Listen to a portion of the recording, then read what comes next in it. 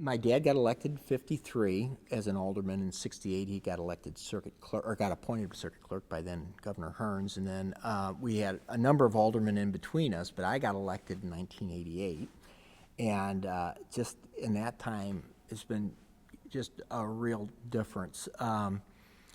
Probably the most striking difference was the big thing south of the highway was the role that we received a grant. WashU received a grant. It's kind of interesting when you study large cities. There's certain similarities, particularly the older ones of the Northeast. What would happen is they'd start off by the water, and the example I always use is Philadelphia because there's in many ways it's so similar.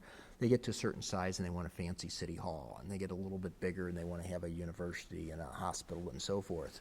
And in St. Louis, as an example, our city hall, the great place that we're here today, is at 12th Street. Well, in Philadelphia, there's one at 12th Street. And then you get out to about the mid-30s, and in Philadelphia, it's Drexel University. In St. Louis, it's St. Louis University. And then you get out to about the 50s, and it's University of Pennsylvania. In St. Louis, it's Washington University Medical Center.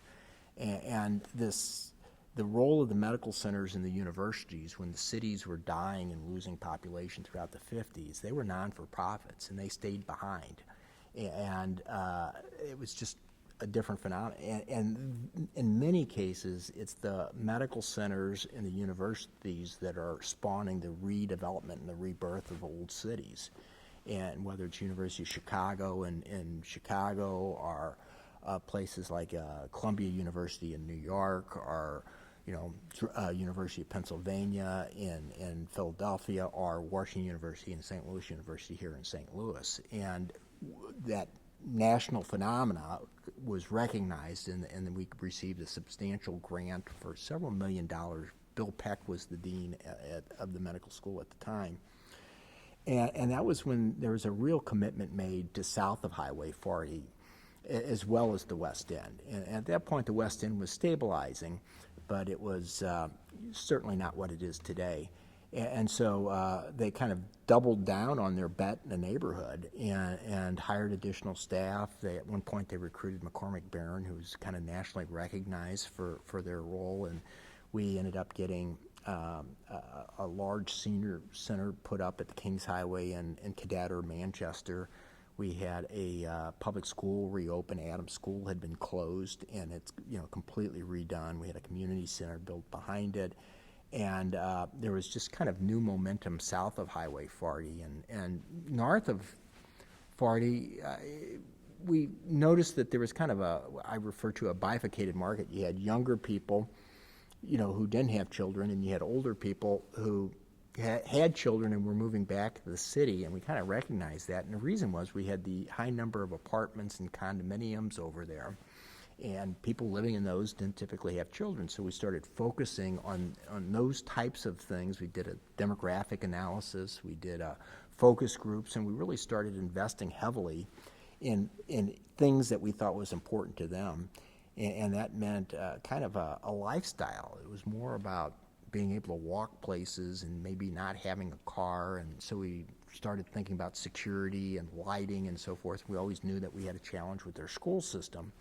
So that was kind of going on in the West End, and then we had, things starting to pick up a little bit in Forest Park Southeast, and as values grew in the West End, people started finding out that it was too expensive to live there, and then they wanted to move over to Forest Park Southeast, but they all wanted to be close to the jobs that were at the medical center. And a really important thing that happened was actually when Bill Danforth retired, he'd spent so much of his career thinking about making WashU, a premier university. When he retired, a guy like that, you just, doesn't ride off to the sunset. And he really had an interest in doing something else for St. Louis and making it the hub of the plant and life science industry. And he really dug in and worked and developed a game plan, and it was almost like watching him in action. It was really fascinating. It was like a punch list, and he just went around and he started going right down the list, checking off the boxes. And I guess the centerpiece of the story was that as they began looking into these things, they tracked the amount of research that medical centers do. And for X million of dollars of research, they have so many discoveries, and from so many discoveries, they'll have so many patents, and from so many patents, they'll have so many new businesses, and from so many new businesses, they'll have so many new jobs. And so, St. Louis was doing really good at attracting money from the National Institute of Health and doing really great research, making great discoveries, but when it came time to commercialize those and apply them, we were just doing horrible. And so he and others set out to build the infrastructure necessary to do that, to kind of fill in the bottom part of that cycle.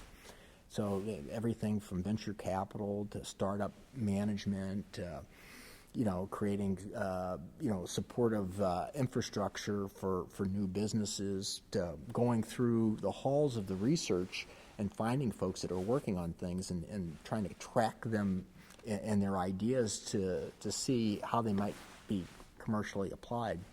And so that was kind of the genesis of that, and then that all spawned what's going on now in Cortex, then, or led to that.